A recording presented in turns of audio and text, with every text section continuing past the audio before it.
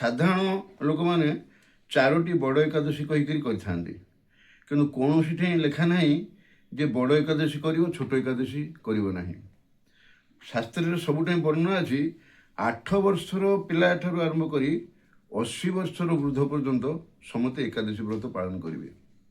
ଏହି ତିଥିରେ ଅନ୍ନଗ୍ରହଣକାରୀମାନଙ୍କୁ ପଶୁଠାରୁ ବି ନିକୃଷ୍ଟ ବୋଲି ଶାସ୍ତ୍ରରେ ବର୍ଣ୍ଣନା ଅଛି। ଆମେ ଯାହା କହିବୁ ସବୁ ଶାସ୍ତ୍ର ସିଦ୍ଧାନ୍ତ କଥା କହିବୁ। नमस्कार, जय जगन्नाथ। केमती अछंती? आसंता काली पवित्र एकादशी अछि। आपण माने पालन करिवे तो? बहुत लोकंकर प्रश्न थिला। आमर आखपाख जो माने लोक माने अछंती सेमानकर मध्य प्रश्न थिला जे एकादशी रे आमे केमिति पालन करिया दरकार।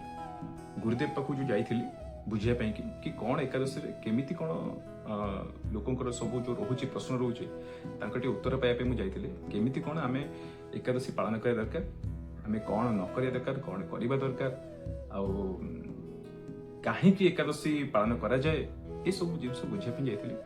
चलंतु से कोन कहउचंती गुरुदेव जिबा।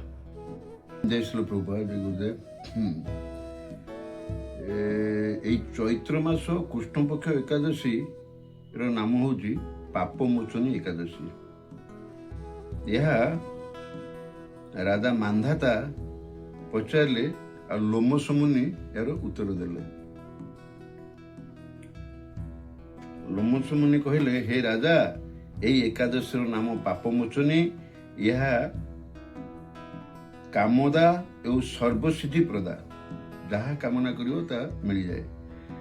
ଏ ବ୍ରତର ଶୁଭପ୍ରଦ ପାପନାଶ ବିଚିତ୍ର ଉପାଖ୍ୟାନ ତୁମ ନିକଟରେ ବର୍ତ୍ତମାନ ବର୍ଣ୍ଣନା କରୁଛି, ତାହା ଶୁଣ।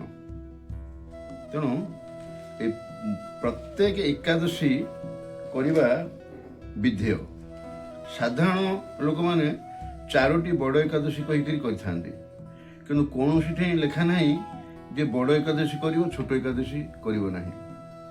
ଶାସ୍ତ୍ରରେ ସବୁଠାଇଁ ବର୍ଣ୍ଣନା ଅଛି 8 ବର୍ଷର ପିଲାଠାରୁ ଆରମ୍ଭ କରି 80 ବର୍ଷର ବୃଦ୍ଧ ପର୍ଯ୍ୟନ୍ତ ସମସ୍ତେ ଏକାଦଶୀ ବ୍ରତ ପାଳନ କରିବେ। ତେଣୁ ଏ ବ୍ରତ ପାଳନ କଲେ ଆପଣଙ୍କର ଭକ୍ତି ସହକାରେ ଏକାଦଶୀ ବ୍ରତ ପାଳନ କଲେ ସମସ୍ତ ଯଜ୍ଞ, ସମସ୍ତ ପ୍ରକାର ତପସ୍ୟାର ଫଳ ଲାଭ ହୋଇଥାଏ।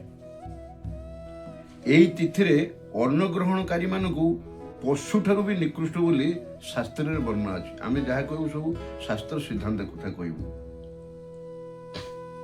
ଅନେକଙ୍କର ଧାରଣା ପୁରୀ ଧାମରେ ଶ୍ରୀ ଜଗନ୍ନାଥ ଅନ୍ନପ୍ରସାଦ ଏକାଦଶୀ ଦିନ ଭକ୍ଷଣ କଲେ କୌଣସି ଦୋଷ ତ୍ରୁଟି ନାହିଁ। ଏ ଧାରଣାର ବଶବର୍ତ୍ତୀ ହୋଇ ପୁରୀରେ ପ୍ରାୟ ସମସ୍ତେ ନିଃସଙ୍କୋଚ ଚିତ୍ତରେ ଅନ୍ନପ୍ରସାଦ ଗ୍ରହଣ କରିଥାନ୍ତି, କିନ୍ତୁ ଏହା ସମ୍ପୂର୍ଣ୍ଣ ଶାସ୍ତ୍ର ବିରୁଦ୍ଧ ବିଚାର ଅଟେ। କୌଣସି ଶାସ୍ତ୍ରରେ ନାହିଁ ଯେ ପୁରୀରେ ଏକାଦଶୀ ନାହିଁ ମେଦି। ତେଣୁ ଆଜି ଯଦି କ'ଣ ଶନିବାର ହୁଏ, ପୁରୀରେ କ'ଣ ଆଜି ରବିବାର? ତେଣୁ କାଲି ରବିବାର ହେଉଛି ପାପମୋଚନୀ ଏକାଦଶୀ, କାଲି କ'ଣ ପୁରୀରେ ସୋମବାର ହେଇଯିବ ନା ମଙ୍ଗଳବାର ହେଇଯିବ? ତେଣୁ ସେ ରବିବାର ହେବ ନା କ'ଣ? ସାରା ପୃଥିବୀରେ ବା ଆମ ଓଡ଼ିଶାରେ ଗୋଟିଏ ଦିନ ପାଳନ କରାଯାଏ। ଭାରତରେ, ଓଡ଼ିଶାରେ ନୁହେଁ, ଭାରତରେ। ଆମେରିକା ଇଂଲଣ୍ଡ କଥା ଛାଡ଼, ଆମର ଯେତେବେଳେ ରାତି ତାଙ୍କର ଦିନ, ତାଙ୍କର ଯେତେବେଳେ ରାତି ତାଙ୍କ କଥା ଛାଡ଼, କିନ୍ତୁ ଆମର ଭାରତ ବର୍ଷ ହିସାବରେ ଆମର ଆଜି ସବୁଆଡ଼େ ଶନିବାର। କାଲି ରବିବାର ହେବ ପାପମୋଚନୀ ଏକାଦଶୀ, ସବୁଆଡ଼େ ରବିବାର। ତେଣୁ ପୁରୀରେ ନାହିଁ ଏମିତି କେମିତି ଖାଇଯିବ? ଏଗୁଡ଼ିକ ପୁରା ଶାସ୍ତ୍ର ବିରୁଦ୍ଧ କଥା। ଆଉ ଯେଉଁମାନେ ଶାସ୍ତ୍ର ନ ମାନନ୍ତି ତାକୁ ଅସୁର ବୋଲି କୁହାଯାଏ, ଅଭକ୍ତ ବୋଲି କୁହାଯାଏ। ଶାସ୍ତ୍ର କୋଉମାନେ ମାନନ୍ତି ନା ସାଧୁ ସନ୍ଥମାନେ ଶାସ୍ତ୍ରକୁ ମାନିକିରି ଜୀବନଯାପନ କରନ୍ତି, ତେଣୁ ସେମାନେ ଦୀର୍ଘାୟୁ ହୁଅନ୍ତି, ଶାନ୍ତିପୂର୍ଣ୍ଣ ଜୀବନଯାପନ କରନ୍ତି। ଆଉ ଯିଏ ଶାସ୍ତ୍ର ମାନେ ସେ ଶାନ୍ତିପୂର୍ଣ୍ଣ ହୁଏ, ସେ ଗୃହସ୍ଥ ହଉ, ସାଧୁ ହଉ, ବୈଷ୍ଣବ ହଉ, ଯାହା ହଉ। ଶାସ୍ତ୍ର ନ ମାନିଲେ ଆପଣ ପାପ କଲେ, ତେଣୁ ଦଣ୍ଡ ପାଇବେ। ତେଣୁ ଶାସ୍ତ୍ର ସିଦ୍ଧାନ୍ତ ଆମେମାନେ ମାନିଥାଉ। ଶ୍ରୀ ଚୈତନ୍ୟ ମହାପ୍ରଭୁ ତାଙ୍କର ସଧବାଜନ ନେଇ ସଚୀଦେବଙ୍କୁ ଏହି ବ୍ରତ ପାଳନ କରିବାକୁ ଅନୁରୋଧ କରିଥିଲେ। ସାଧାରଣ ଆମ ଦେଖାଯାଏ ଲୋକବାଦ ଯେ ବିଧବା ବ୍ରାହ୍ମଣୀ ମାନେ ଏକାଦଶୀ କରନ୍ତି, କିନ୍ତୁ ତା ବି ଠିକ ନୁହେଁ। ଏଠି ଚୈତନ୍ୟ ମହାପ୍ରଭୁ ତାଙ୍କର ମା ସଚୀଦେବୀଙ୍କି କହୁଛନ୍ତି ଏକାଦଶୀ କରିବାକୁ, କାହିଁକିନା ତାଙ୍କ ବାପା ଜଗନ୍ନାଥ ମିଶ୍ର ସେତେବେଳେ ବଞ୍ଚିଥାନ୍ତି। ଜଗନ୍ନାଥ ମିଶ୍ର ଅବଶ୍ୟ ଆଗତୁରା ଚାଲି ଯାଇଥିଲେ, ତାପରେ ମାତା ଗଲେ, କିନ୍ତୁ ସେତେବେଳେ ସଧମାତା ଯେ ସଚୀଦେବୀଙ୍କି ଭଗବାନ ଚୈତନ୍ୟ ମହାପ୍ରଭୁ ଏକା ନିର୍ଦ୍ଦେଶ କରିଛନ୍ତି। ଏକାଦଶୀ ତିଥିରେ ନିର୍ଜଳା ଉପବାସ କରିବା ହିଁ ବହୁତ ଭଲ, କିନ୍ତୁ ଯେଉଁମାନେ ଉପବାସ କରିବାକୁ ଅସମର୍ଥ ଅର୍ଥାତ୍ ଅସୁସ୍ଥ ରୋଗୀ, ସେମାନେ ମଧ୍ୟାହ୍ନ ପରେ ଅନୁକଳ୍ପ ସେବନ କରିବା ଉଚିତ। ଅସୁସ୍ଥ ବ୍ୟକ୍ତି ଏକାଧିକ ବାର ଗ୍ରହଣ କରିପାରେ, କିନ୍ତୁ ଶସ୍ୟ ଖାଇବ ନାହିଁ। ଫଳମୂଳ, ଶାଗୁ ସବଜି, ପଇଡ଼, କ୍ଷୀର, ଛେନା ଇତ୍ୟାଦି ଖାଇକରି ଔଷଧ ଖାଇବ। କାରଣ ତାର ଔଷଧ ଖାଇବାର ଅଛି, ଅସୁସ୍ଥ ହେଇଛି, ବେମାର ହେଇଛି, ତେଣୁ ସେ ଥରେ କ'ଣ 5 ଥର ଖାଇପାରେ, କିନ୍ତୁ ଶସ୍ୟ ଜାତୀୟ ଖାଦ୍ୟ ଖାଇବ ନାହିଁ। ଶସ୍ୟ କ'ଣ ସେଇଟା ବି ଜାଣିବାର ଅଛି। ଶସ୍ୟ ହେଉଛି ଧାନ, ଗହମ, ଯବ, ମକା ଆଦି ଶସ୍ୟ, ସୋରିଷ ଜାତୀୟ ଖାଦ୍ୟକୁ ଶସ୍ୟରେ ନିଆଯାଏ। ଏହାକୁ ପଞ୍ଚଶସ୍ୟ ବୋଲି କୁହାଯାଏ। ତେଣୁ ଏଇଥିରେ ପ୍ରସ୍ତୁତ ଯେତେ ଜିନିଷ, ଧାନରେ ଆମେ ଚୂଡ଼ା କରିପାରିବା, ଅରୁଆ ଚାଉଳ କରିବା, ଧାନ କରିପାରିବା, ଉଷୁନା ଚାଉଳ କରିପାରିବା, ଆଚ୍ଛା ଗହମରେ ଅଟା, ସୁଜି ଏଗୁଡ଼ା ସବୁ କରିପାରିବା। ତେଣୁ ତା ଦେହରୁ ଯେତେ ପଦାର୍ଥ ହେଉଛି ସେଗୁଡ଼ା ସବୁ ଏଇ ପଞ୍ଚଶସ୍ୟରେ ଯିବ। ତେଣୁ ସେହିସବୁ ଜିନିଷକୁ ବର୍ଜନ କରିବାକୁ ପଡ଼ିବ। ଆଉ ସେ ତାହେଲେ ଖାଇବ କ'ଣ ନା, ପାକ ନ କରିକିରି ଆପଣ ସରବତ ପିଇବେ, ଆଖୁ ରସ, ପଇଡ଼ ରସ, ପଇଡ଼ ଜଳ ଏଗୁଡ଼ା ସବୁ ପିଇପାରିବେ। ଆଉ ଫଳ ଖାଇପାରିବେ, ଯେକୌଣସି ଫଳ, ବହୁତ ପ୍ରକାର ଫଳ ଅଛି ଖାଇପାରିବେ। ଆଉ ପାକ କରିକିରି କ'ଣ ଖାଇବେ,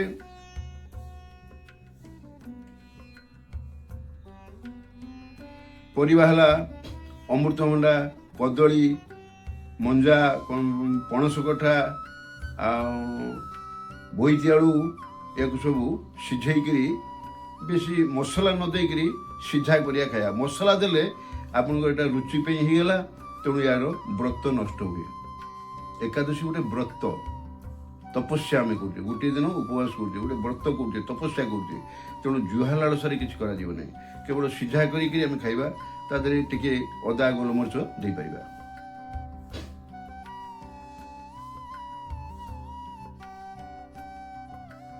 ଇଏ ହେଉଛି ବ୍ରତର ନିୟମ। ଆଉ ବ୍ରତ ଯଦି ଆପଣ ଜୁହା ଲାଳସାରେ କଲେ ମସଲା ଦେଇକିରି, ତାହେଲେ ତୁମର ବ୍ରତ ନଷ୍ଟ ହେଲା। ଏଇସବୁ ଜିନିଷ ପାଳନ କଲେ ଆପଣଙ୍କର ପୂର୍ଣ୍ଣ ଫଳ ମିଳିଥାଏ। ମହାଭାରତରେ ବର୍ଣ୍ଣନା ଅଛି ଯେ ଫଳମୂଳ ଏଗୁଡ଼ିକ ଖାଇଲେ କୌଣସି ଦୋଷ ନାହିଁ।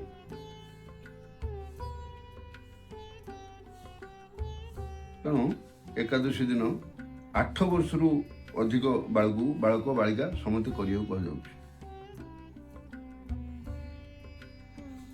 ଯେ ବିଧବା ସ୍ତ୍ରୀ କରିବ, ଏଇ କୌଣସି ଶାସ୍ତ୍ରୀୟ ସିଦ୍ଧାନ୍ତ ନୁହେଁ, ଲୋକବାଦ। କିନ୍ତୁ ସମସ୍ତେ କରିପାରିବେ। ଏଇଟା ଏକାଦଶୀ ସମସ୍ତେ କରିବେ। କୁହାଗଲା 8 ବର୍ଷରୁ 80 ବର୍ଷର ବାଳକ ବାଳିକା, ବୃଦ୍ଧା ବୃଦ୍ଧି ସମସ୍ତେ କରିବେ। ଏ ହେଉଛି ଆମର ଶାସ୍ତ୍ରୀୟ ସିଦ୍ଧାନ୍ତ କଥା।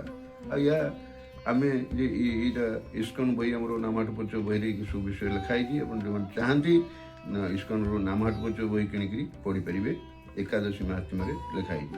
ତାପରେ ଏଇ ଏକାଦଶୀ ତିଥିରେ ଆପଣ ଆଜି ଯେଉଁ ଶସ୍ୟ ଛାଡ଼ିଲେ ତାକୁ କେତେବେଳେ ଗ୍ରହଣ କରିବେ, ତାର ପାଞ୍ଜିରେ ଦେଇଛି ସମୟ। ଭାଗବତରେ ଶୁଣିଥିବେ ଆପଣ ସମସ୍ତେ ଯେ ଅମ୍ବରୀଶ ମହାରାଜ ଜଣେ ଥିଲେ। ସେ ରାଜା ଥିଲେ, ସେ ସାଧୁ ନଥିଲେ କି ବାବାଜୀ ନଥିଲେ କି ବୈଷ୍ଣବ ନଥିଲେ, କିନ୍ତୁ ସେ ରାଜା ଥିଲେ, ଦେଶ ଚଳାଉଥିଲେ, କିନ୍ତୁ ସେ ଏ ବ୍ରତ ନୀତି ନିୟମ ପାଳନ କରୁଥିଲେ। ତେଣୁ ଏକାଦଶୀ ବ୍ରତ କରିଥିଲେ। ତା ପରଦିନ ଠିକ ସକାଳୁ ତାର ପାରଣାର ବିଧି ଥାଏ। ସୂର୍ଯ୍ୟ ଉଦୟ ପରେ ଏତେଟାରୁ ଏତେଟା, ଏମିତି 6ଟା 5ଟା 15ରୁ 8ଟା 20, 6ଟା 18ରୁ 8ଟା 9ଟା 20, 10ଟା 20, ଆଟଲିଷ୍ଟ ସୂର୍ଯ୍ୟ ଉଦୟ ପରେ ଥାଏ ତାର ପାରଣାର ବିଧି। କିନ୍ତୁ ଆପଣ ଏଇ ଯେଉଁ ଉପବାସ କଲେ, ଏତେ କଷ୍ଟ କରି ଗୋଟେ ବ୍ରତ କଲେ, ଯଦି ସେଇ ସମୟରେ ଟିକେ ପାରଣଟା ନ କଲେ, ତେଣୁ ଆପଣଙ୍କ ବ୍ରତର ନଷ୍ଟ ହେଲା ଏମିତି କହିଯାଏ। ତେଣୁ ଠିକ୍ ସମୟରେ ବ୍ରତ ପାଳନା କରିବାର ଅଛି। ତେଣୁ ଅମ୍ବରୀଶ ମହାରାଜ ଯେତେବେଳେ ଠାକୁର ସେବା ସାରି ପାରଣା ପାଇଁ ରେଡ଼ି ହେଇଛନ୍ତି, ସେଇ ସମୟରେ ତାଙ୍କ ଘରେ ଗୋଟେ ସାଧୁ ଯାଇ ଅତିଥି ହେଇଥିଲେ। ତେଣୁ ଜାଣିଥିବେ ଯେଉଁମାନେ ଭାଗବତ ପଢ଼ୁଛନ୍ତି ଯେ ଦୁର୍ବାସା ମୁନି। ଜାଣିଥିବେ ସେ କେତେ ବଡ଼ ମୁନି, କେତେ ବଡ଼ ରାଗୀ ମୁନି, ସେ ଦୁର୍ବାସ ମୁନି ସବୁଠୁ ଶ୍ରେଷ୍ଠ ମୁନି। କିନ୍ତୁ ଦୁର୍ବାସ ମୁନି ପହଞ୍ଚିକି ତାଙ୍କର ଅନେକ ଶିଷ୍ୟ ସହ ଯାଇ ପହଞ୍ଚନ୍ତି। ତେଣୁ ସେ ଯେହେତୁ ଅମ୍ବରୀଶ ମହାରାଜ ଠିକ୍ ଅଛି, ମୋ ଘରେ ତ ଆଜି ଭାଗ୍ୟ ଭଲ, ଆଉ ମୋ ଘରେ ଆଜି ସାଧୁ ପହଞ୍ଚିଛନ୍ତି, ତେଣୁ ଆପଣ ଯାଆନ୍ତୁ, ଆହ୍ନି କରି ଆସନ୍ତୁ, ସ୍ନାନ ଶୌଚ କରି ଆସନ୍ତୁ, ପ୍ରସାଦ ସେବା କରିବା। କିନ୍ତୁ ସେମାନେ ଜାଣି ଶୁଣିକରି ଦୁର୍ବାସ ମୁନି ତା ବ୍ରତ ଭାଙ୍ଗିବ ଏମିତି ଜାଣି ଶୁଣିକି ଗାଧଉଛନ୍ତି, ଡେରି କରୁଛନ୍ତି, ଆସୁନାହାନ୍ତି, ତାର ବ୍ରତ କେମିତି ଭାଙ୍ଗିଯାଉ, ପାରାୟଣ ଟାଇମ୍ ପଡ଼ିଯାଉ। ତେଣୁ ଏକଥା ଦେଖିକିରି ଅମ୍ବରୀଶ ମହାରାଜ କ'ଣ କଲେ ନା, ଯାହା କୁହନ୍ତି ଗଣ୍ଡୁଷେ ଜଳ ବୁନ୍ଦାଏ ଆଚମନକ ଉପରେ ଯେଉଁ ପକାନ୍ତି, ଗଣ୍ଡୁଷେ ଜଳରେ ଗୋଟିଏ ଅନ୍ନ ଭକ୍ଷଣ କରିଥିଲେ। କିନ୍ତୁ ସେଇଟା ଦୁର୍ବାସ ମୁନି ତା ଯୋଗ ବଳରେ ଜାଣିଦେଲା ଯେ ସାଡ଼ୁ ଆସିକିରି ସାଙ୍ଗେ ସାଙ୍ଗେ କ୍ରୋଧାନ୍ୱିତ ହେଇକିରି ଜଟା ଛିଣ୍ଡେଇକିରି ଏପରି ରାଗିଗଲା, ସେ ଜଟାକୁ ଛିଣ୍ଡେଇକି ଫୋପାଡ଼ିଲା, ମାନେ ଜଟାକୁ ଛିଣ୍ଡେଇ ତ ବିରାଟ କାୟ ଗୋଟେ ରାକ୍ଷସ ତା ଦେହରୁ ସୃଷ୍ଟି ହେଇଗଲା, ଯାହାକି ଅମ୍ବରୀଶ ମହାରାଜଙ୍କୁ ଗିଳିବା ପାଇଁ। କିନ୍ତୁ ସାଙ୍ଗେ ସାଙ୍ଗେ ଭଗବାନ ବିଷ୍ଣୁ ଚକ୍ରକୁ ପଠେଇଦେଲେ। ଭକ୍ତ ପାଇଁ ଭଗବାନ ସବୁବେଳେ ତିଆର ଅଛନ୍ତି, ନିଜ ସୁଖ ସେ ଭଗବାନ ସବୁବେଳେ ଭକ୍ତ ପାଇଁ। ତେଣୁ ସାଙ୍ଗେ ସାଙ୍ଗେ ସେ ଅସୁରକୁ କାଟିକିରି ଦୁର୍ବାସା ମୁନି ପଛରେ ସେ ଅସ୍ତ୍ର ଗୋଡ଼େଇଲା। ବିଷ୍ଣୁଙ୍କ ଚକ୍ର ସେ ଅସୁରକୁ କାଟିକିରି ଦୁର୍ବାସା ମୁନି ପଛରେ, ଦୁର୍ବାସା ମୁନିର ଯୋଗ ଶକ୍ତି ବଳରେ ସେ ସବୁ ବ୍ରହ୍ମ ଦେବତା, ଶିବ ଲୋକ, ଇନ୍ଦ୍ର ଲୋକ, ଚନ୍ଦ୍ର ଲୋକ ପର୍ଯ୍ୟନ୍ତ ସବୁ ଦେବତା ମାନଙ୍କ ପାଖରେ ଯାଇ ଶରଣ ପଶିଲା, ମୋତେ ରକ୍ଷା କର। କିନ୍ତୁ ସମସ୍ତେ ପରାସ୍ତ ହେଇଗଲେ, ସମସ୍ତେ ମନା କରିଦେଲେ, ଆମେ ଭଗବାନଙ୍କ ଦାସ, ଭଗବାନଙ୍କ ଚକ୍ରରୁ ଆମେ କିଏ ରକ୍ଷା କରିପାରିବ? କେହି ରକ୍ଷା କରିପାରିବେନି। ଆପଣ ସେ ଭଗବାନ ବିଷ୍ଣୁପୁରକୁ ପଳାନ୍ତୁ, ଆପଣ ଯୋଗ ଶକ୍ତି ଅଛି, ଆପଣ ପଳାନ୍ତୁ ଯୋଗ ଶକ୍ତି ବଳରେ ବିଷ୍ଣୁଙ୍କୁ ରଖିଲା କହିଲେ ଆଉ କେହି ରଖିପାରିବେନି। କିନ୍ତୁ ଦୁର୍ବାସା ମୁନି ଯାଇ ବିଷ୍ଣୁପୁରରେ ପହଞ୍ଚିଗଲା, କିନ୍ତୁ ଭଗବାନ ବି ରଖିପାରିଲେନି। କହିଲେ ନା, ଅହଂ ଭକ୍ତ ପରାଧୀନ, ମୁଁ ଭକ୍ତର ଅଧୀନ, ମୋ ପାଖରେ ଆପଣ କିଛି ଦୋଷ କରିନାହାନ୍ତି, ମୋ ପାଖକୁ କାହିଁ ଆସିଛନ୍ତି? ଦୋଷ କରିଛନ୍ତି ଯୋଉଠି ସେଠି ଯାଇକିରି କ୍ଷମା ମାଗନ୍ତୁ, ମୋ ପାଖରେ ଆସି କ୍ଷମା ମାଗୁଛନ୍ତି, ମୁଁ କ'ଣ କ୍ଷମା ଦେବି? ମୋ କତିରେ ତ କିଛି ଦୋଷ କରିନ ନା, ତୁମେ ଭକ୍ତ ପାଖରୁ। ଦୁର୍ବାସା ମୁନି ଏଡ଼େ ବଡ଼ ମୁନି, ଭଗବାନ ତାକୁ ରକ୍ଷା କରିପାରିଲେ। ତେଣୁ ସେ ପୁଣି ବୁଲି ବୁଲିକି ଆସି ଅମ୍ବରୀଶ ମହାରାଜଙ୍କ ପାଖରେ କରିଦେଲା। ଅମ୍ବରୀଶ ମହାରାଜ ସାଙ୍ଗେ ସାଙ୍ଗେ ବିଷ୍ଣୁ ଚକ୍ର ହାତ ଦେଖେଇ ବିଷ୍ଣୁ ଚକ୍ର ମୋର ଚକ୍ର, କିନ୍ତୁ ମୋ ଚକ୍ରଟା ମୁଁ କ'ଣ ପାଇଁ ଧରିଛି? କ'ଣ ମତେ କିଏ ମାରିଦେବ ଏମିତି ମୁଁ ଧରିଛି? ନା, ମୁଁ ଭକ୍ତଙ୍କୁ ଯୋଉଠି ବିପଦ ପଡ଼ିବ, ଗଦା ଚକ୍ର ଧରିଛି ସବୁ ମୋ ଭକ୍ତଙ୍କୁ ସୁରକ୍ଷା ଦେବା ପାଇଁ। ଜଗନ୍ନାଥ ଭଜନ ଆପଣ ଜାଣିଥିବେ ଯେ ଦୁଃସହ ଦୁର୍ଗତି ଗ୍ରହ ପୀଡ଼ା ମାନେ ଆଉ କି ପଶିବେ ଡରି, ଗୋଟେ ଭଲ ଭଜନ ଅଛି ଯେ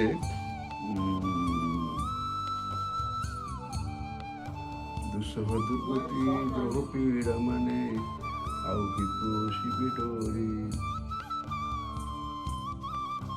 ଜଗନ୍ନାଥଙ୍କର ଗୋଟେ ଭଜନ ଅଛି ଯେ ଆପଣଙ୍କର ଧରିଛନ୍ତି ନା ଗଦା ପଦ୍ମ, କୌଣସି ଦୁର୍ଗତି ଆପଣଙ୍କ ଭିତରେ ପ୍ରବେଶ କରିପାରିବ ନାହିଁ।